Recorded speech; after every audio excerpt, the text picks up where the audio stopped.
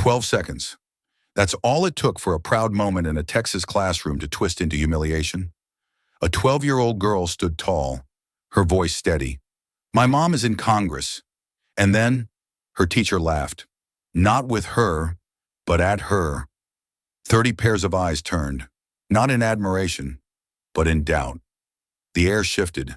A child's truth was mocked, her courage crushed under a chuckle. But just when it seemed her voice would be erased, the classroom door opened, and Congresswoman Jasmine Crockett stepped in. Picture it, the man who dismissed a child's truth now forced to face the very woman he ridiculed. His smirk faded, her presence filled the room, and the balance of power flipped in an instant. This is more than a story about a mother and daughter. It's about bias, dignity, and the moment truth refuses to stay silent. And let me be clear, what you're about to hear is a dramatized retelling, inspired by real struggles children face every day when their truth is doubted. The details may be fictional, but the emotions, the injustice, the triumph, those are painfully real. So ask yourself, when a child speaks the truth, will we laugh at it, or will we finally listen? The hum of chatter filled room 213 like a restless hive. Sneakers squeaked against the linoleum floor, pencils tapped out nervous rhythms, and the fluorescent lights buzzed faintly overhead, as if the room itself was fidgeting with anticipation. Mr. Penley, tall and angular with a sharp nose and an even sharper tone, stood at the whiteboard holding a marker like a conductor's baton. His eyes scanned the sea of 12-year-old faces until the noise quieted into a low murmur. Then, with a flourish, he scrawled the day's warm-up across the board in bold strokes. "Name someone in government you admire." The words seemed to glow under the harsh lights. He capped the marker with a snap, turning back to the class. "This could be anyone," he declared. "A senator, a governor, even a local mayor. Someone you think makes a difference." A few students shifted in their seats, trading glances, waiting for someone braver to start. In the back row, Landon leaned toward his buddy, already whispering names. Elise, Amara's best friend, kept her eyes on the desk, biting her pencil nervously. But Amara Blake didn't hesitate. Her hand shot up, straight and steady, cutting through the stale classroom air like a flag planted firmly into the ground. Her brown eyes shone with a spark that dared to be seen. "Yes, Amara," Penley said, his lips twitching into what looked like encouragement. She sat a little taller, shoulders squared, and with the clarity of someone proud of the truth she carried, she spoke. "My mom, Congresswoman Jasmine Crockett." The room froze. For a heartbeat, it was as if the fluorescent lights dimmed and the air itself grew heavier. A few students blinked, unsure if they heard correctly. Elise glanced sideways. Her lips parted, but she said nothing. Then it came, a sound sharp and deliberate, a chuckle, not from the kids, not from a back row joker, but from Mr. Penley himself. He tilted his head, eyes narrowing with disbelief, and let out a laugh that sliced through the silence. "Okay," he muttered with a smirk, turning back to the board. "Besides fictional characters, anyone else?" The words landed like stones. Amara's throat tightened. Her lips parted as if to protest, but no sound came out. She sat motionless, her hands slowly lowering, her pulse pounding in her ears. Around her, the classroom's energy shifted, buzzing like static. A few students snickered quietly, unsure if they were allowed to laugh, but doing it anyway, following the cue set by their teacher. No one defended her. Not Elise, not the boy 2 rows over who knew her mom's face from campaign posters. The silence of 30 children was deafening, a verdict delivered without trial. For Amara, time blurred. She wasn't just embarrassed, she was erased. Her truth had been reduced to a punchline. Mr. Penley, oblivious or uncaring, scribbled Obama in the corner of the board, his marker squealing against the surface. His back was turned, but Amara could still feel the weight of his chuckle echoing in her chest. She pulled her hoodie tighter, wishing it could swallow her whole. Every tick of the slow classroom clock felt like a hammer pounding the moment deeper into memory. It wasn't just the laugh, it was the message buried inside it. You don't belong. Your truth doesn't count. And for the first time, Amara wondered if speaking up had been a mistake. The bell rang with its usual shrill clang, but for Amara it sounded more like a sentence than a release. Chairs screeched, backpacks zipped, voices rose again in careless chatter. Yet around her desk, there was a bubble of silence, as if her truth had left a stain no one wanted to touch. Elise gathered her things quickly, eyes flicking toward Amara once, then darting away just as fast. She didn't whisper, didn't ask, didn't defend. That silence cut deeper than the laugh itself.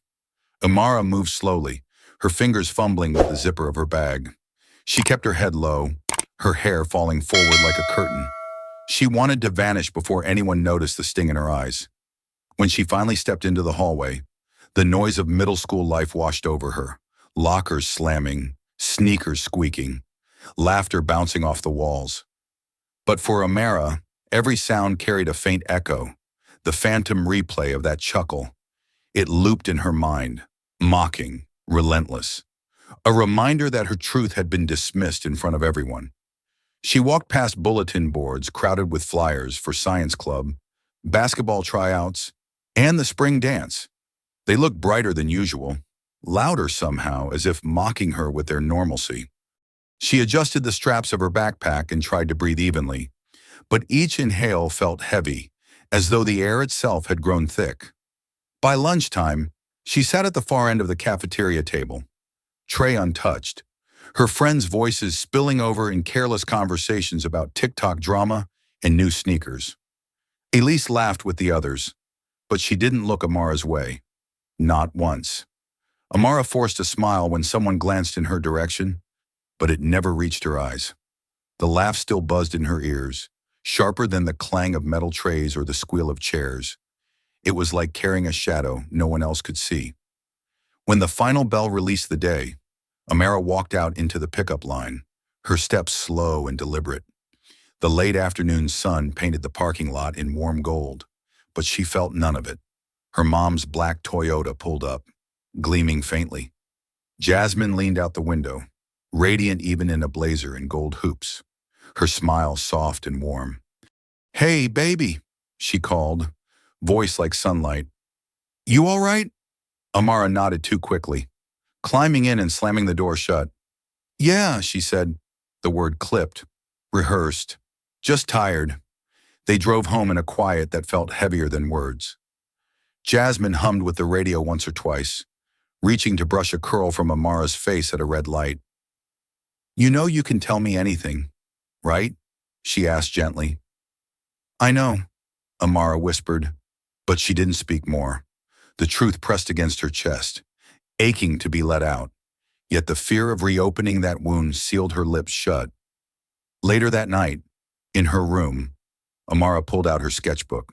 Normally, the pages were filled with bright lines, faces, dresses, daydreams captured in pencil strokes.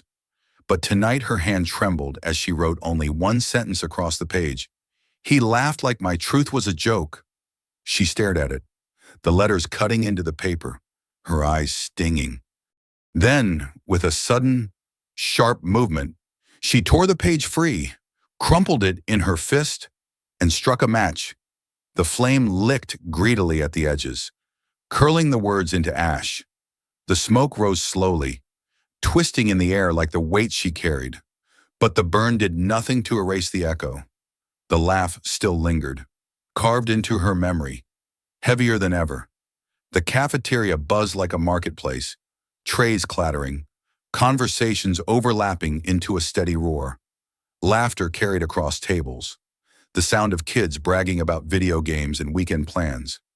But at the far end of the long bench, Amara sat with her lunch untouched, the steam from her macaroni fading into nothing. She leaned her cheek into her hand, forcing a polite smile whenever someone's eyes flicked her way. The smile was mechanical, practiced, a mask to hide how hollow she felt, Inside, she was shrinking, not because she wanted to, but because no one left space for her truth to stand tall. Elise sat 3 seats away, caught between loyalty and fear of standing out. She glanced at Amara once, her expression uneasy, then turned back toward another girl telling a story about new sneakers. The sound of their laughter bounced off the walls, and Amara let out a small chuckle too, just loud enough to blend in. No one noticed it was empty. In that sea of noise, she felt more invisible than she ever had in silence. When the final bell dragged her back into room 213, the classroom felt tighter than usual. The air was thick, as though the walls themselves had soaked up the tension from the day before. Mr. Penley stood at the board again, marker in hand, a fresh prompt already scrawled across the surface. What do your parents do? And what's one thing you admire about them? The words cut into Amara's chest like a dare. She froze in her seat, staring at them. Around her, hands shot up eagerly. Landon went first, boasting about his dad managing a car dealership and sneaking free hot dogs at the stadium. The class laughed, easy and carefree. Then Maya shared that her mom was a corporate attorney who barely slept, but was a total boss. A few girls clapped softly. Mr. Penley nodded, his smile approving, his marker squeaking across the board. Leadership, responsibility, drive. Student after student spoke up. A nurse, a realtor, a physical therapist. The room filled with admiration and respect, words spilling into the air like confetti. Amara kept her hands folded tightly on her desk, one pressed over the other to stop them from trembling.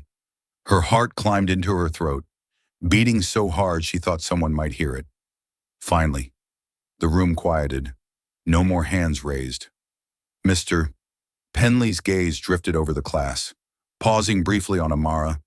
Her breath caught. For a split second, she thought he might call on her, might give her a chance to claim her truth again. Instead, his eyes slid past as if she were nothing more than an empty chair.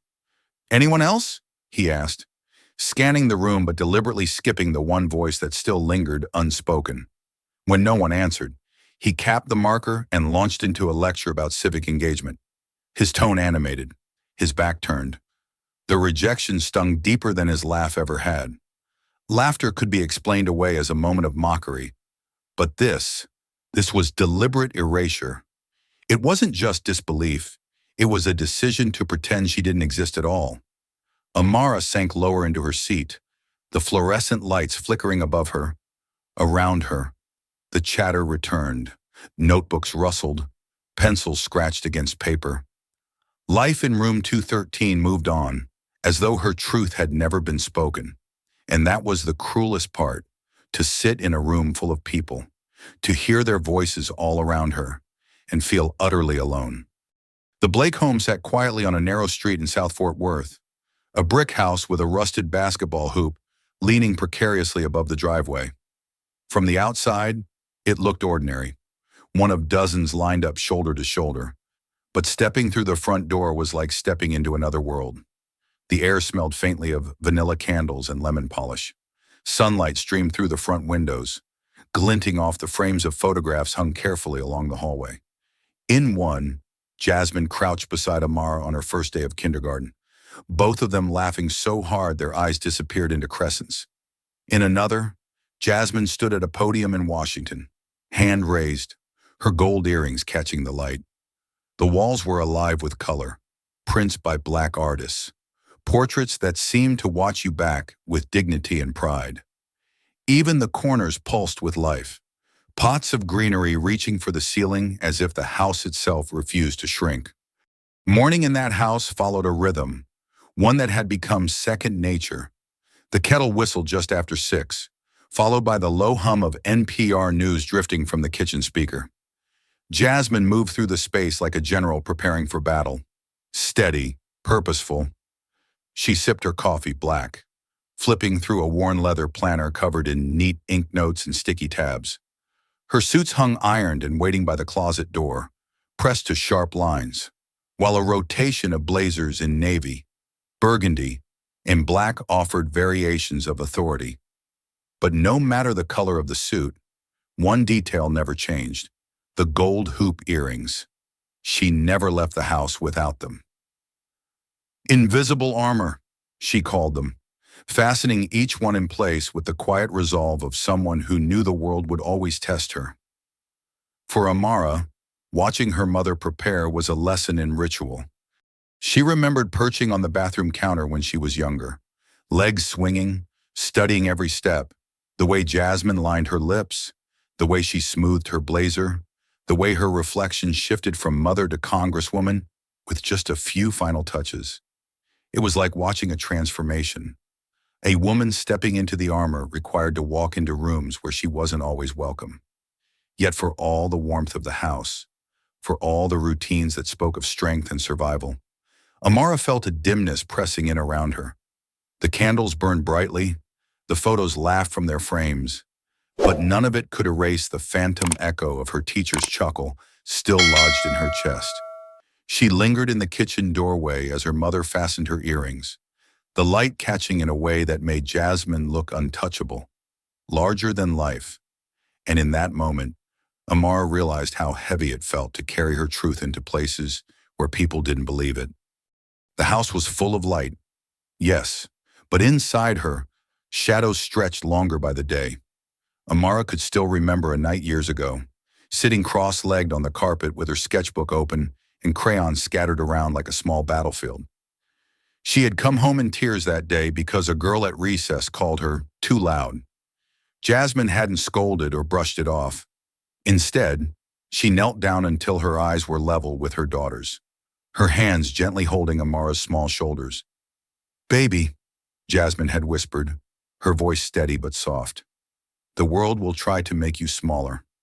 They'll hand you the scissors and wait for you to cut yourself down to fit their box. But don't you dare. Don't hand them the scissors."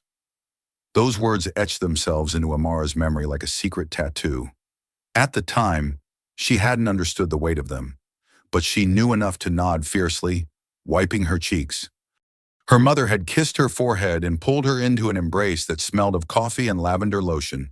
Now, years later, those words replayed in her head with a sharper edge.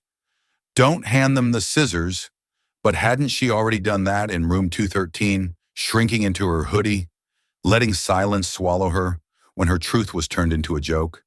The irony cut deeper when she thought about her mother's own journey. Jasmine never had scissors in her hand, only grit. She grew up watching her own mother scrub houses, her father laying drywall until his hands cracked. Money was scarce, but determination was never in short supply. Jasmine had clawed her way through college, survived law school with nothing but willpower and sleepless nights, and took her first job as a public defender in Dallas. She stood for people who had no one else to fight for them, sometimes losing, often bleeding inside from the weight of injustice, but always showing up. Amara remembered seeing photos of her mother in those early years, standing outside courthouses with thick case files under one arm and exhaustion written in her eyes. Yet even then, she radiated a fire that couldn't be dimmed. And when the day came that Jasmine raised her right hand on Capitol Hill to take the oath of office, Amara had watched the ceremony live on TV, her heart swelling with pride. The applause had been thunderous, proof that her mother had fought giants and won. That memory, once a beacon, now mocked her in its contrast. Jasmine had battled systems stacked against her, had faced opponents in courtrooms and Congress. Yet in one classroom, a single laugh had undone her daughter's courage. The realization sat heavy on Amara's chest. Her mother could conquer giants, but she, just a child, couldn't stand against a chuckle. The scissors were already in her hand, and without meaning to, she had cut herself smaller. Dinner had always been a kind of ritual in the Blake household. Pasta on Wednesdays, pancakes on Sundays, leftovers the other nights. But lately, the rhythm had cracked. Amara sat at the table, fork in hand, pushing noodles around her plate until the edges went cold and gummy. The laughter and warmth that usually filled the kitchen seemed to stall in the air, as if waiting for someone to press play again. Jasmine glanced up from her salad, studying her daughter over the rim of her glass. "You're not hungry?" she asked casually, though her tone carried a weight of concern she didn't try to hide. "I had a big lunch," Amara muttered, eyes fixed on a single chip spot in the marble countertop. It was the same answer she had given the night before. And the night before that, Jasmine knew it wasn't true. Amara never came home full from cafeteria food. But she also knew the look in her daughter's eyes. It was the look of someone wearing armor that wasn't ready to come off. So Jasmine let the silence stretch. She finished her meal, set her fork down softly, and shifted the conversation to her packed schedule for the week. Committee hearings, press calls, another late-night flight back to Washington. Amara nodded in all the right places, but her mind was somewhere else, replaying that laugh until it hollowed her out. Later, when the dishes were washed and the lights dimmed, Amara retreated to her room. She sat cross-legged on her bed, tablet glowing faintly against the shadows. The hum of the television filtered faintly down the hall, her mother's voice drifting in and out during a phone call. In the stillness of her own space, the words she had swallowed all day finally clawed their way to the surface. She opened her notes app and began typing with trembling fingers. "If even adults don't believe me, why should I speak at all?" The sentence stared back at her, bright white against black. It felt heavier than anything she had ever drawn or written, a confession she couldn't say out loud. Her chest tightened as she reread it, the truth too sharp, too raw. Her finger hovered over the screen. Then, with a sudden jolt, she hit delete. The words vanished, leaving the page empty again. The silence on the tablet mirrored the silence inside her, a silence that grew thicker each time she swallowed what she wanted to say. She set the device aside and pulled her blanket up to her chin, staring at the ceiling as the glow of the streetlight carved faint lines across the room. The world outside her window seemed calm, ordinary, the same neighborhood it had always been. But inside, something was shifting, hardening, building pressure like a storm with nowhere to go. Jasmine paused by the doorway before heading to bed, peeking in. "You good, baby girl?" Amara turned on her side, feigning drowsiness. "Yeah, just tired." Her mother nodded, whispered goodnight, and closed the door softly. The room went dark again, leaving Amara alone with her silence, one that seemed to grow louder every day. Monday morning crept into room 213 with the weight of a gray sky. The fluorescent lights flickered overhead, buzzing louder than usual. Or maybe it only felt that way, because Amara's mind was already drowning in noise. She slid into her seat without a word, keeping her head low, her backpack slumped beside her chair. Around her, kids chatted about weekend trips, basketball games, new TikTok dances. The chatter dimmed the moment Mr. Penley tapped his marker against the whiteboard. "Today," he began, "we're talking about civic responsibility." His voice was firm, deliberate, carrying the tone of someone convinced he was handing out wisdom. He wrote the phrase in large block letters, each stroke of the marker squealing across the board. Amara watched the letters blur. The word civic swam in and out of focus, and responsibility stretched so long it seemed to tilt off the surface. She blinked, trying to steady herself, but her brain refused to let the words settle. They felt hollow, distant, nothing more than chalk dust in the air. Penley turned back to the class, pacing with hands clasped behind his back. "Representation," he explained, "is the cornerstone of democracy. Our leaders are chosen to reflect us, to speak for us when we can't." He looked around the room, nodding at the eager faces in the front row. "That's why it's important to respect the people who truly represent our communities." The irony landed in Amara's stomach like a stone. She sat perfectly still, her nails pressing into her palms beneath the desk. Just last week, she had spoken the truth about her mother, the living definition of representation, and Penley had laughed, dismissing her as if she had named a comic book hero. Now he was lecturing about respect and civic duty, his words rising confidently above the room like they were carved in stone. Each sentence he spoke piled on top of her, not because she believed him, but because she knew the others might. To her classmates, his words carried authority, even when his actions betrayed them. To them, he was the adult, the teacher, the one who defined what was valid. And that was when it hit her. His silence, his refusal to acknowledge her truth, wasn't an accident, it was a weapon.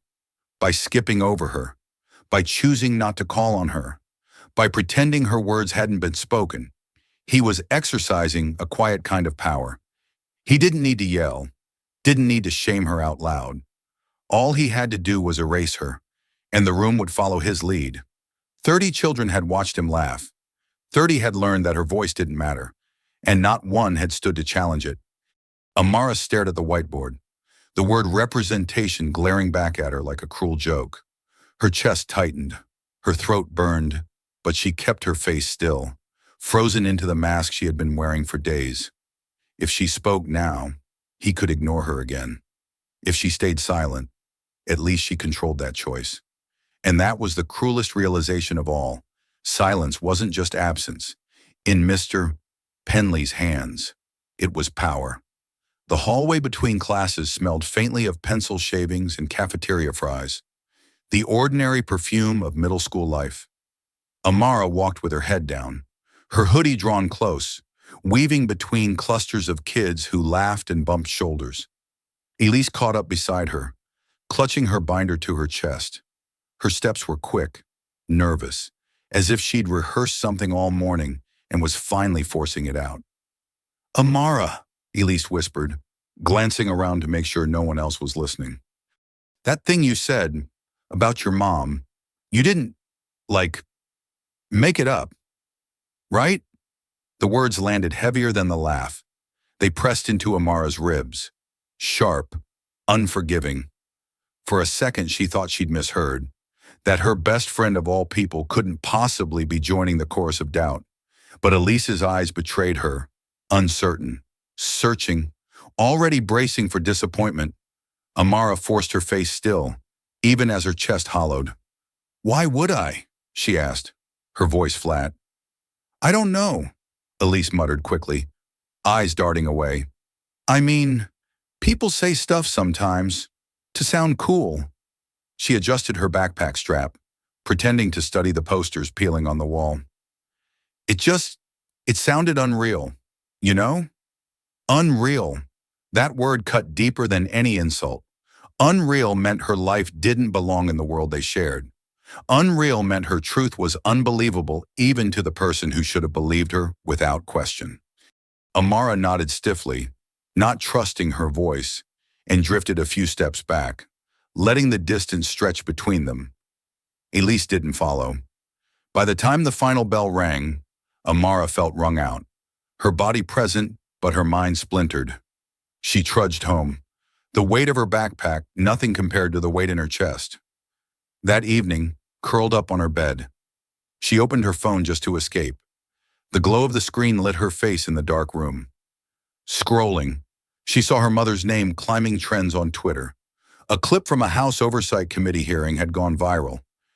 Jasmine leaning into the microphone, steady and unflinching, dismantling an argument piece by piece.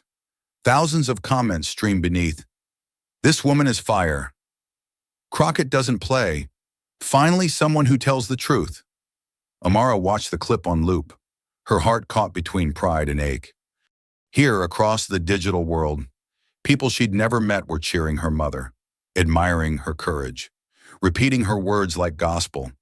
And yet in her own classroom, her truth had been laughed out of existence. She flicked over to Instagram, where classmates were reposting the very clip, adding fire emojis and captions like "Queen Energy" or "Wish our reps were all like this." They admired Jasmine, even idolized her. But not one of them connected that the woman in the sharp suit with the gold hoops was Amara's mother. The twist settled in her stomach like lead. They believed in Jasmine Crockett, the congresswoman, but not in Amara, the daughter. Online, her mother was larger than life, a hero. At school, Amara was just a girl with a story too unbelievable to be trusted. She set the phone down, staring at the ceiling. For the first time, She wondered if the hardest part of telling the truth wasn't being mocked. It was being invisible in the shadow of someone everyone else already admired. The kitchen smelled of garlic and butter, the hiss of pasta water still clinging to the air. Jasmine stood at the stove in a soft sweater, humming along to a Marvin Gaye song that played low from her phone speaker. She plated the food with a flourish, setting down bowls of fettuccine alfredo as though she had the energy of someone untouched by the endless demands of Congress. Her gold hoops glimmered even in the dim kitchen light, her presence filling the room the way it always did. "Big news today," Jasmine said brightly as she sat down across from Amara. "We finally pushed that education bill through committee. You should have seen the debate. It was like a chess match." She smiled, laughing softly to herself, pleased by the victory. Amara twirled her fork half-heartedly, strands of pasta slipping back into the bowl.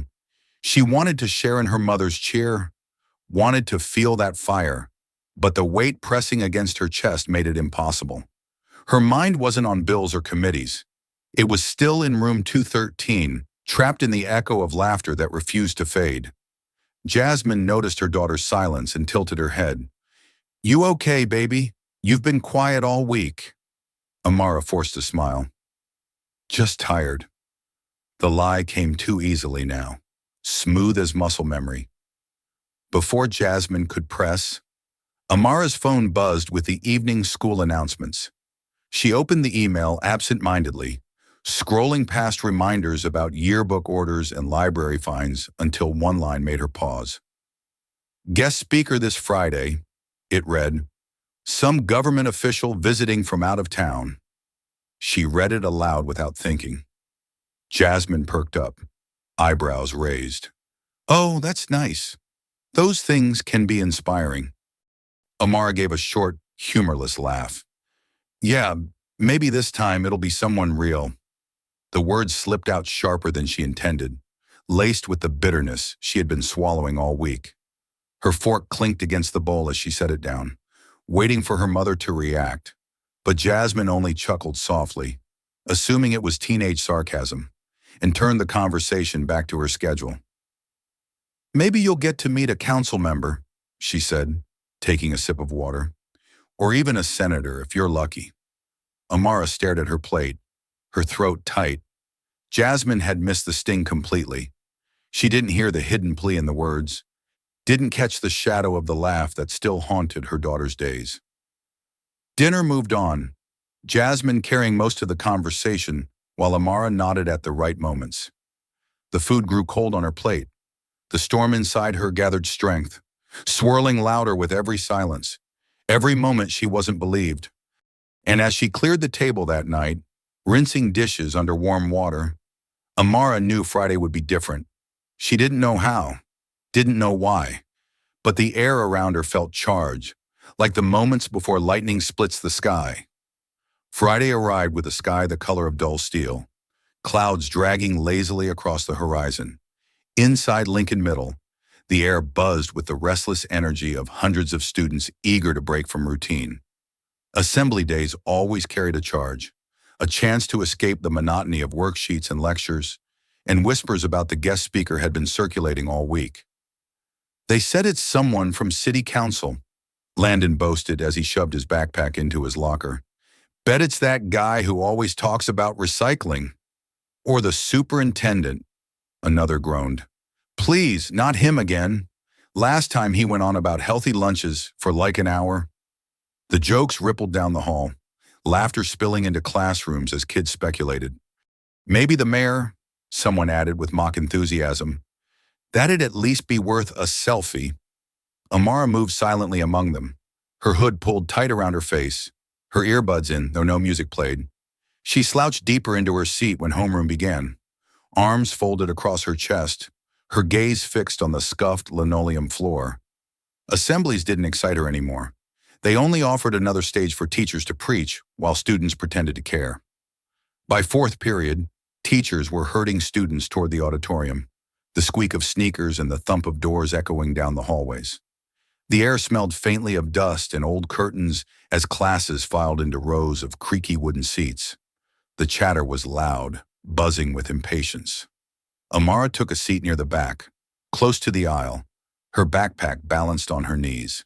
She leaned forward, chin tucked down, wishing she could disappear into the fabric of her hoodie. Around her, kids jostled for seats, whispering guesses about who the mystery speaker might be. One boy muttered, "Probably some boring council member. Bet we'll all fall asleep." Another girl sighed dramatically. "At least it's not a math quiz." The stage looked unimpressive, just a wooden podium beneath the glare of fluorescent lights.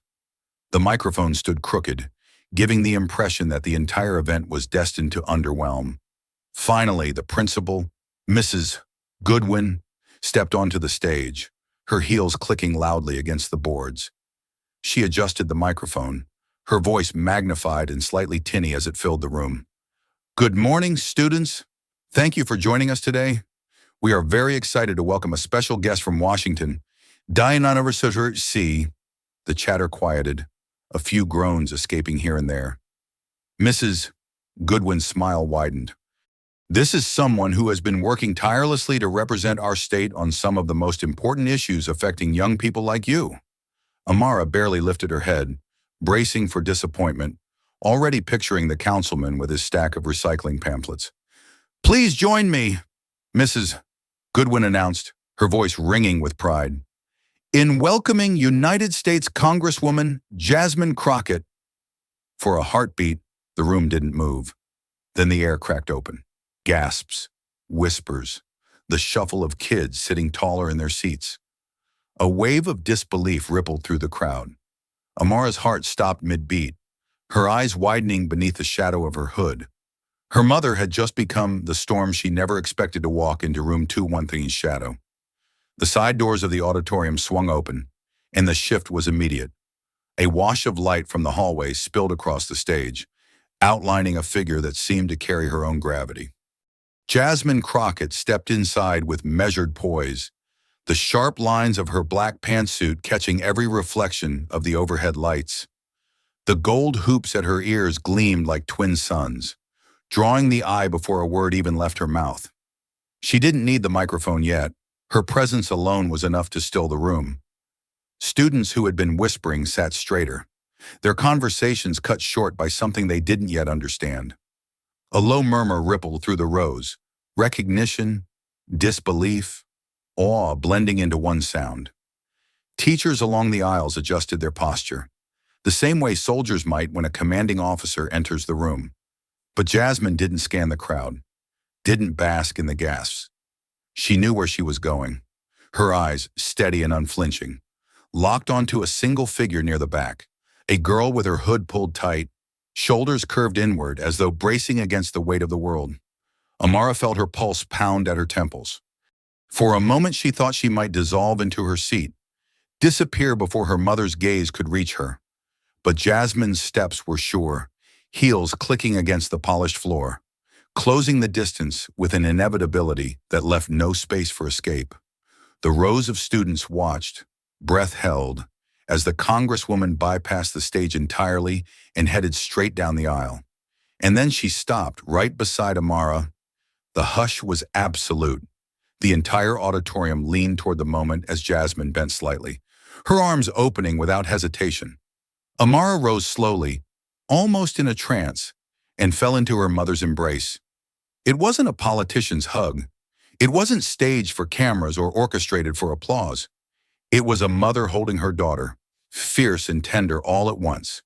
Jasmine's hand cradled the back of Amara's head, pulling her close, while Amara pressed her face into her mother's shoulder, breathing in the familiar scent of coffee and lavender. The silence shifted then. What had once been disbelief turned into something heavier, reverent. The auditorium seemed to exhale as one, as if acknowledging that this was no act, no performance. It was truth, undeniable and unshakable. In that hug, every smirk dissolved, every doubt fractured. The teacher's chuckle, Elise's hesitation, the whispers in the hallways, all of it collapsed under the weight of a moment so simple it was impossible to argue with. When Jasmine finally straightened, her hand still resting lightly on Amara's shoulder, The crowd saw not just a congresswoman, but a mother who belonged exactly where she was, beside her child, visible, real. The applause hadn't started yet, but the atmosphere was already transformed. The hug hadn't been a performance, and yet it shattered every false story that had been told about Amara, louder than any speech could have managed. The applause finally came, tentative at first, then swelling into a rolling wave that filled the auditorium. Jasmine allowed it to crest and fade before stepping toward the stage. Her heels struck the floor with a calm, deliberate rhythm as she moved down the aisle and ascended the wooden steps. The podium looked small against her presence, the microphone slightly crooked until she adjusted it with steady hands. She let the silence linger a moment longer, scanning the faces turned toward her. Hundreds of eyes waited, restless but captivated. Amara sat straighter now, her hands folded tight in her lap, heart pounding in her chest. Jasmine leaned into the microphone, her voice low but resonant, carrying easily to the back of the room. "Good morning," she said, her tone gentle, almost conversational. A few students mumbled a half-hearted reply, nervous laughter fluttering across the rows. Jasmine smiled faintly, not the practiced grin of politics, but the quiet kind that suggested she already knew more than she would ever say. "I didn't come here to lecture you," she began. "I came to remind you of something, or maybe to teach it for the very first time." Her words hung in the air, crisp and deliberate. She paused in allowing the weight of silence to settle again before continuing.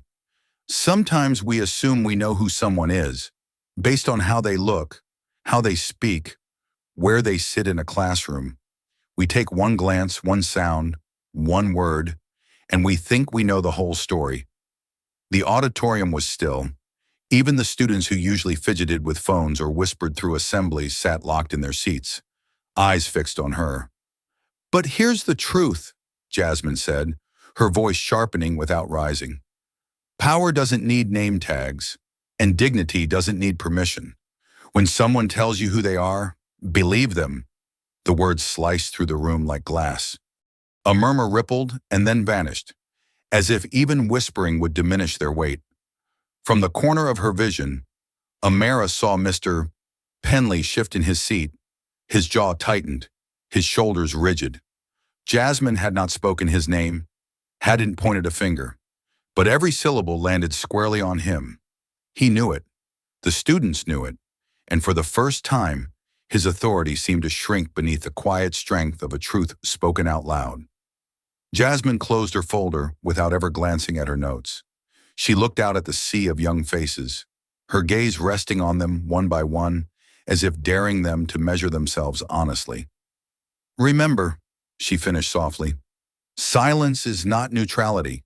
It is a choice, and what you choose to believe, or not believe, can shape someone's entire world." She stepped back from the podium, letting the echo of her final words roll across the auditorium. No applause followed immediately. Instead, there was silence again, charged, heavy, reverent. A silence not born of disbelief this time, but of recognition. And in that silence, Amara realized something astonishing. Her mother hadn't raised her voice once, yet she had dismantled every doubt in the room. When Jasmine stepped away from the podium, the silence in the auditorium lingered, stretched thin like glass about to shatter. Then, slowly, the sound of applause rose, not the bored, polite clapping that usually followed assemblies, but something deeper, almost reverent. Students clapped with their palms pressed hard, the sound echoing off the high ceiling, uncertain if they were cheering for her words, her presence, or the way the air itself seemed different now. Amara sat frozen, her backpack hugged tight against her chest. For the first time all week, no one looked through her. Eyes flicked toward her from every direction, glances that carried a mix of curiosity, awe, and guilt. Some leaned to whisper, their voices low but their stares unmistakable. "That's her mom." The phrase rippled through the rows, a secret finally recognized as truth. It felt strange, being seen. The same kids who had laughed, who had let the silence bury her, were now shifting in their seats, sneaking looks as though they owed her something unnamed. The weight of their stares pressed down on her, not cruel this time, but heavy in a way she didn't yet know how to carry. Across the aisle, Mr. Penley sat stiff in his chair, arms crossed too tightly, his face drained of its usual control. He didn't smirk, didn't laugh, didn't meet her eyes. For the first time, he looked unsure. The man who had dismissed her with a chuckle now seemed smaller, lost in the very silence he once wielded like a weapon. The assembly ended in a shuffle of feet and murmurs, but the usual mad dash to the exits didn't happen. Students moved slower, some lingering as though reluctant to break the moment. Amara stayed seated, waiting for the crowd to thin, her heart thudding steadily. Beside her, Elise leaned closer. Her voice was barely more than a whisper, but it carried sharp against the quiet hum. "Your mom was amazing." Amara turned, her face unreadable. Elise's eyes searched hers, a mix of admiration and something softer. Regret. Maybe. "Why didn't you say sooner?" she asked, her words almost pleading. Amara held her gaze, her voice steady though her chest felt tight. "Would you have believed me?" The question hung between them like a blade. Elise's mouth opened, then closed. No words came. She looked away, her silence heavier than any answer. Amara shifted her backpack onto her shoulder and stood, her movements deliberate, her chin slightly lifted. She didn't need Elise's reply. She didn't need anyone's. Not anymore. The echo of her mother's words still filled the room, louder than the whispers, stronger than the silence. For once, Amara didn't feel erased. She felt undeniable. The rest of the day slid by in fragments. Math problems blurred into numbers she couldn't hold on to. History notes filled pages she didn't absorb.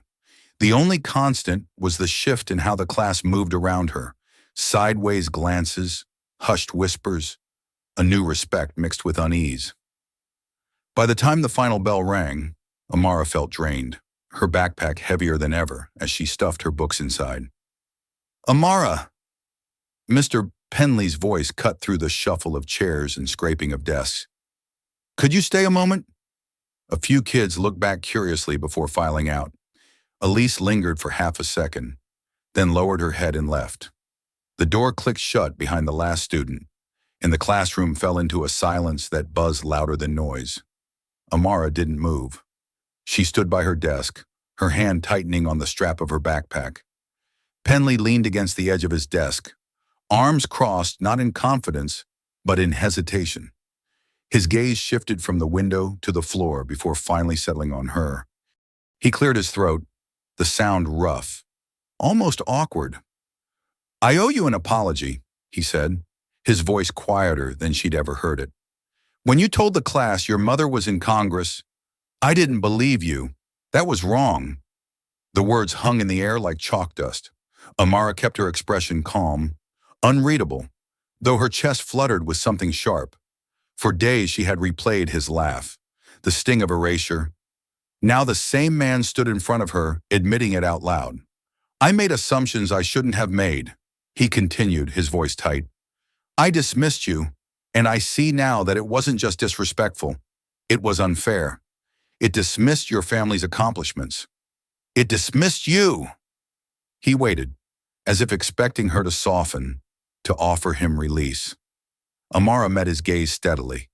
She didn't frown, didn't smile, didn't rush to make him feel better. Instead, she adjusted her backpack strap on her shoulder and gave a single, deliberate nod, small but firm. The silence stretched. Penley shifted uncomfortably, realizing that the nod wasn't forgiveness. It was acknowledgement, a signal that she had heard him. But she would not hand him absolution so easily. He would have to sit with the weight of his own words, with the echo of his own laugh, without her rushing to absolve him. Amara turned toward the door, her footsteps slow but steady. Her calmness was louder than anger could ever be. She left him standing there, surrounded by peeling posters and an empty board, staring at the space she had just occupied. For the first time, Mr. Penley looked small in his own classroom. The next morning, room 213 felt different before Amara even sat down. It wasn't louder or quieter, but something about the air itself had shifted, like the room had been cracked open and couldn't return to what it was before. The usual chorus of locker doors slamming and sneakers squeaking faded more quickly than normal, as though students sensed a new kind of order settling in. Amara slid into her seat near the back, her backpack resting at her feet. She kept her hood down this time, her hair loose around her shoulders. She didn't need the barrier today. Still, she folded her arms across her desk, her expression neutral. She wasn't ready to offer the room her thoughts, but she also wasn't hiding anymore. Mr. Penley stood at the front, marker in hand. His posture was tighter than usual, less commanding, more deliberate. He turned to the board and wrote 2 words in large block letters: leadership qualities. When he faced the class again, his eyes didn't dart nervously or avoid certain corners. They settled directly on Amara. "Amara," he said, his voice steady but softer than his usual clipped tone. "What do you think makes a leader credible?" The room shifted with the weight of his words. Dozens of heads turned toward her, surprise etched across faces that still remembered the silence of last week. A few whispers sparked but quickly died out, as though the class realized they were witnessing something important. Amara's chest tightened. For a moment, she felt the familiar urge to shrink, to disappear into her hoodie. But then she noticed something. Penley's gaze wasn't mocking. It wasn't dismissive. It was waiting. He wasn't calling on her to trap her or expose her. He was asking because he finally recognized she had something worth saying. She met his eyes briefly, then let them drift back to the board. Her lips parted as though to speak, but instead she inhaled, slow and steady, and let the moment pass. "I'll think about it," she murmured, almost too softly for anyone else to hear. It wasn't defiance. It wasn't fear. It was choice. Penley nodded once, not pushing, and turned to the next raised hand in the front row. The discussion carried on, words spilling from other students about honesty, confidence, responsibility. But the room wasn't the same. Everyone knew the first question had been hers. Amara leaned back in her chair, a quiet strength humming in her chest. For the first time, her silence didn't feel like erasure. It wasn't the absence forced on her by laughter or neglect. It was hers to keep or to break, hers to wield when she decided the moment was right. That realization wrapped around her like armor, an armor far stronger than any hoodie could provide. And as the voices carried on around her, Amara understood something new. Being believed wasn't about speaking louder. Sometimes it was about knowing you could speak at any moment and choosing when to let the room wait. By Wednesday morning, the hallways of Lincoln High carried a different rhythm. The chatter was still there, snippets about math tests, basketball practice, and weekend plans. But layered beneath it was a new current, one that seemed to ripple around Amara as she walked. She didn't realize at first. She only knew her shoulders felt lighter, her steps steadier. The instinct to hug the lockers, to pull her hood up, to avoid eye contact, those reflexes had loosened their grip. She walked down the middle now, not with swagger, but with ease. Her head lifted just enough to notice faces turning toward her. A boy from her English class nudged his friend and whispered, not softly enough, "That's her. That's the congresswoman's kid." The word spread quickly, like chalk dust across a room, clinging to everyone it touched. At her locker, Elise leaned nearby, hesitant but smiling. "So, was your mom always that good at speeches? Or was that, like, a one-time thing?" Amara chuckled, the sound small but genuine. "She's always been like that. The world just saw it yesterday." Other students began to approach, some cautiously, others with outright curiosity. "What's it like in Congress?" one asked. "Do you get to meet famous people all the time?" Another chimed in. "Did she really help pass that education bill?" Amara listened, nodding, answering some questions briefly, letting others float away unanswered. She didn't rush to prove herself, didn't throw around names or facts to win their awe. The questions no longer felt like interrogations. They felt like recognition. And recognition didn't need her to perform. In history class, when the teacher mentioned legislation about voting rights, heads swiveled toward her. Amara didn't raise her hand, didn't interrupt. She simply sat still, pen tapping against her notebook, a faint smile on her lips. The silence around her was no longer heavy. It was electric. Even Mr. Penley, trying to recover his authority, glanced her way before moving on. His pause was brief but telling. He had, too, understood something had changed. By lunchtime, the whispers had dulled into a quiet respect. No one teased. No one doubted aloud. The mocking laughter that once greeted her words had vanished, replaced by a careful kind of curiosity. Amara didn't need to strut or announce herself. The transformation wasn't in their voices. It was in her posture. She carried herself differently now, not because the world had changed overnight, but because she finally believed she didn't have to make herself smaller to fit inside it. The twist was clear, though she never said it aloud. Power wasn't in the fact that her mother was in Congress. Power was walking through those crowded hallways and realizing she didn't need to flaunt it. Her very presence, steady and unapologetic, spoke louder than anything else could. For the first time, Amara felt not like a girl holding a secret, but like someone whose truth had always been undeniable, whether others chose to see it or not. The kitchen smelled of roasted garlic and simmering tomatoes. It was a weeknight ritual. Jasmine chopping vegetables with decisive swipes, Amara leaning against the counter, scrolling through her phone until she felt guilty enough to set it down.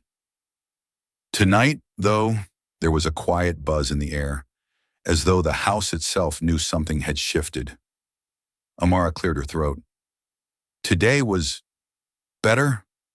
Jasmine looked up from the cutting board, eyebrow raised. Better how? Amara toyed with the hem of her sweater, eyes flickering toward the sink. Because he finally knows who you are. She didn't say Penley's name, but the weight of it hung between them. Jasmine's lips curved into a sly smirk as she slid onions into the pan. About time. The sizzle filled the silence, her tone casual, but her eyes sparkled with something sharper. Vindication, maybe, or relief. Amara couldn't help a small laugh, though it came out tight. You made him look like he wanted to melt into the floor? Good, Jasmine replied without missing a beat, giving the sauce a stir. Maybe next time he'll think twice before treating kids like liars. The words warmed Amara, but they also stirred something more fragile inside her. She hesitated, tapping her fingers against the counter. Then, almost in a whisper, I wanted you there. You know. But I didn't want to ask. Jasmine paused, wooden spoon hovering in midair. Slowly, she turned, her gold hoops glinting under the kitchen light. Why not? Amara's voice cracked. Because I was scared you'd be too busy, that you'd have more important things to do than show up for me. For a moment, the kitchen seemed to go still. The sauce bubbled quietly, but neither moved. Jasmine set the spoon down and wiped her hands on a towel before stepping closer, her expression softer than Amara had ever seen. Listen to me, she said, steel threading through every syllable. I will always walk into a room for you. Always. Congress, hearings, speeches, none of that matters more than making sure you know I'm in your corner. Amara's eyes burned, but she blinked fast, not wanting tears to blur the moment. Jasmine reached out, cupping her daughter's chin just enough to tilt it up. People will doubt. They'll dismiss. They'll laugh, Jasmine continued, her voice low, steady. But not me. Never me. You don't ever have to earn my time. The words sank deep, settling into a place Amara hadn't realized was empty. She leaned forward, resting her head briefly against Jasmine's shoulder, breathing in the faint scent of basil and the fabric softener of her mother's blazer. Dinner carried on, pasta twirled, plates clinked. But the air between them had shifted. It wasn't just a meal anymore. It was a vow, spoken not in the Capitol, not in front of cameras, but in the kitchen where life was ordinary and sacred all at once. And for the first time, Amara believed it. No room was too big, no role too heavy to keep her mother from standing beside her. Time, like water, has a way of carving its own path. The years moved forward in a steady stream, carrying Amara with them. One day she was slouching in the back row of a high school classroom, hoodie pulled tight. The next, she was standing in a cap and gown, her tassels swinging as cheers erupted from the crowd. Jasmine clapped so loudly her rings rattled, tears slipping past the composure she tried so hard to maintain. From there, the montage unfolded. College campuses, lecture halls, study groups that ran past midnight. Amara's notebooks filled with phrases underlined 3 times. Policy is people. Representation matters. Truth over volume. She declared political science, not because it was her mother's path, but because she found herself drawn to the same questions. Who gets to be heard? Who gets to be believed? Internships came next. First in a cramped local office where she answered phones. Then on the Hill itself, where marble corridors echoed with the weight of decisions that shaped millions of lives. She learned to walk quickly, to keep folders tucked tight against her side, to read a room before speaking. And every time she hesitated, she remembered a hug under the glare of a spotlight, a hug that told the world her story mattered. Amara grew into her own rhythm. Professors praised her research. Colleagues noticed her calm clarity. But in quiet moments, she still asked herself, was it because of who her mother was, or because of who she had become? The answer revealed itself one afternoon when she gave a presentation to a panel of senior staffers.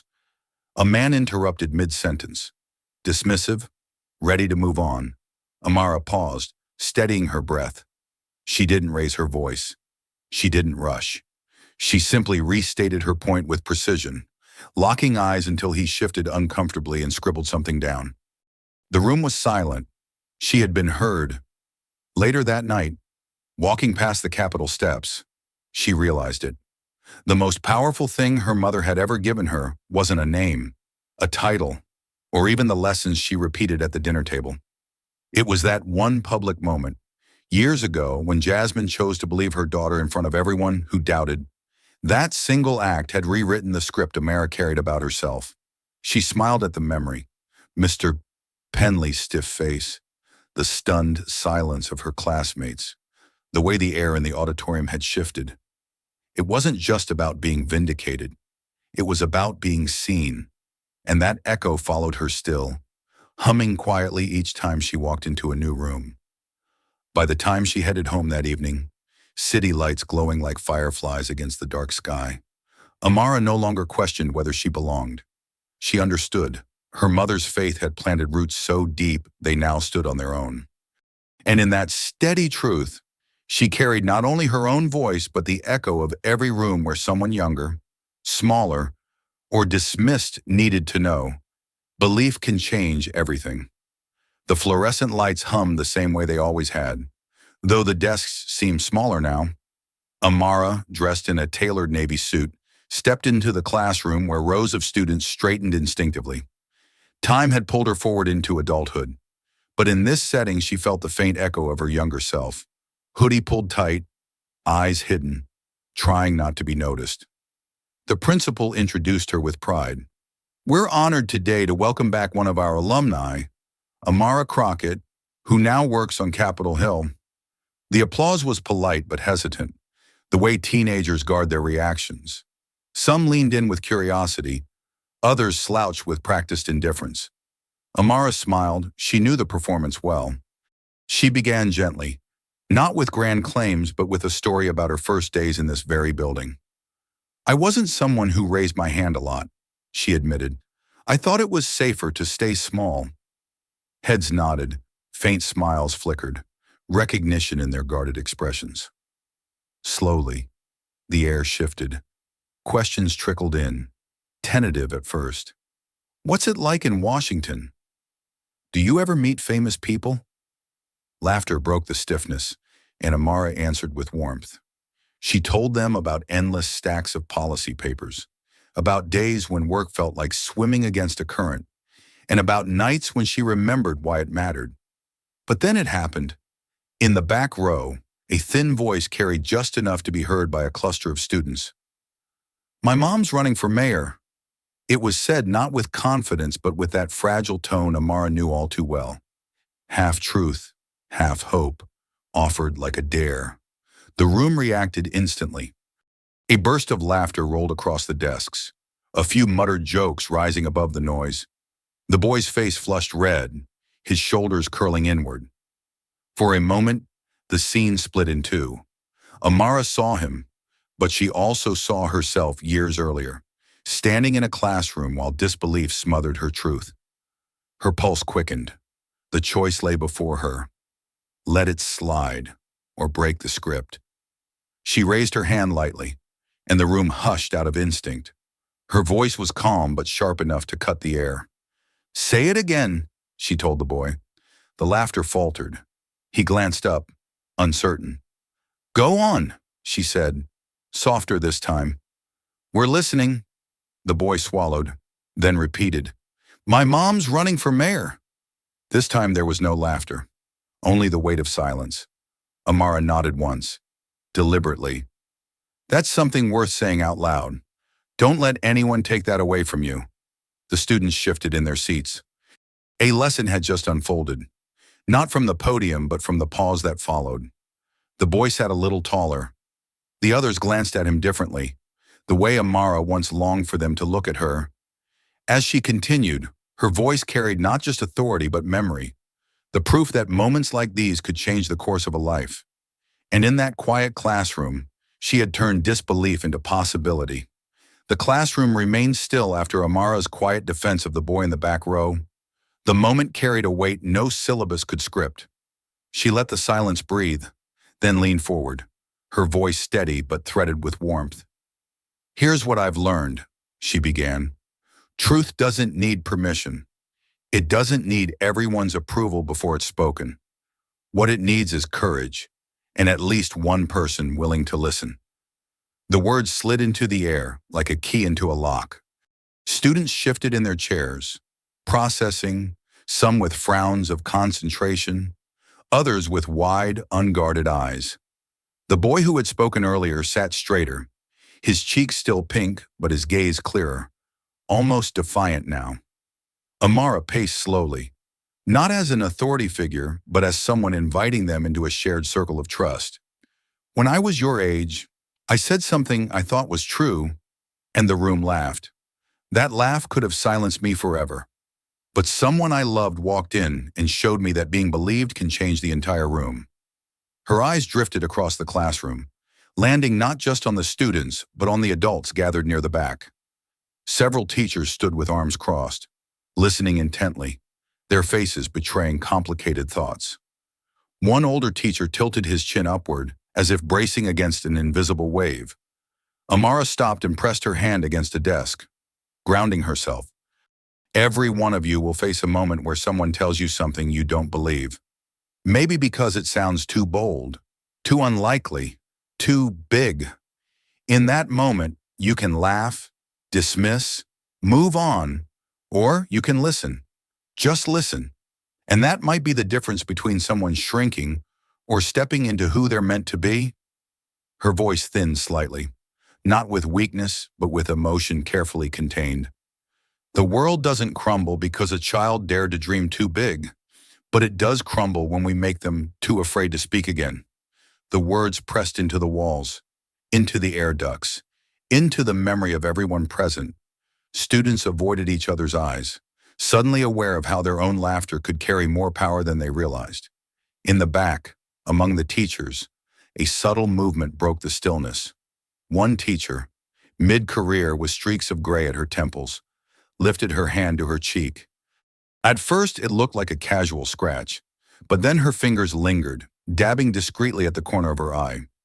She turned her head slightly, as if hiding from her colleagues, but not fast enough. Her tear wasn't from Amara's story alone. It was from memory. Years earlier, She had cut off a student mid-sentence, telling him to stop making up stories about his father being deployed overseas. She had discovered later it was true. That child never spoke in her class again. Now, confronted with Amara's words, she felt the sting of that silence return. Her chest tightened. Her mistake was alive again. But this time there was no chance to undo it. Only the chance to remember and to change how she listened from here on. Amara didn't call her out. She didn't need to. The lesson had already landed. The camera of memory lingered on a simple truth, the kind no textbook could ever capture. A laugh can break a spirit, but a hug, just one hug at the right moment, can rewrite the story. Years had passed since that classroom moment, but for Amara, its echo never dulled. Now she stood on the wide marble steps of the Capitol, where cameras usually chase politicians and sound bites. She wasn't there for spectacle. She was there to remember. The air smelled faintly of spring, blossoms drifting across the plaza, as if time itself wanted to soften the edges of the memory.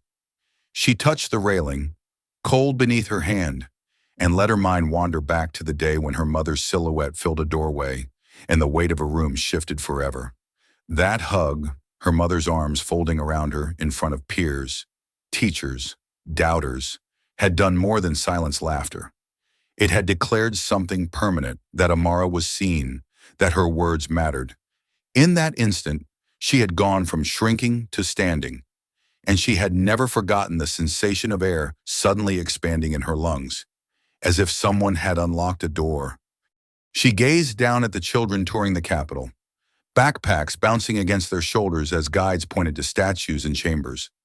Their voices rose in questions, some confident, some hesitant, some just whispers swallowed by the crowd. Amara felt a smile pull at her lips. She had once been that child, whispering what seemed unbelievable, only to be dismissed. Her voice, now practiced from years of speaking, emerged not as a shout, but as a steady current. The truth isn't fragile. What's fragile is the courage it takes to speak it aloud, and that courage needs company. The wind carried her words down the steps, mingling with the chatter of school groups and the click of cameras. She wasn't delivering a speech to be quoted. She was sending a promise into the air, the way her mother once had, without flourish, without pretense, just truth, held steady. She closed her eyes for a moment, recalling Jasmine's voice in the kitchen years earlier, low and unshakable. "I'll always walk into a room for you." That line had wrapped itself around Amara like armor. She had carried it through high school hallways, through college debates, through late nights writing policy drafts. But standing here now, she realized something had shifted. That phrase no longer belonged only to her mother. It was no longer just Jasmine's promise to a daughter. It was Amara's promise, to the boy who dared to speak and was laughed at, to the girl too afraid to raise her hand, to the students and citizens who thought their truths too heavy for the room. She opened her eyes, straightened her shoulders, and looked out across the plaza. "I'll always walk into a room for you," she whispered. Not to one child, but to an entire generation. And with that, the story that began in a small classroom had found its echo on the steps of a nation.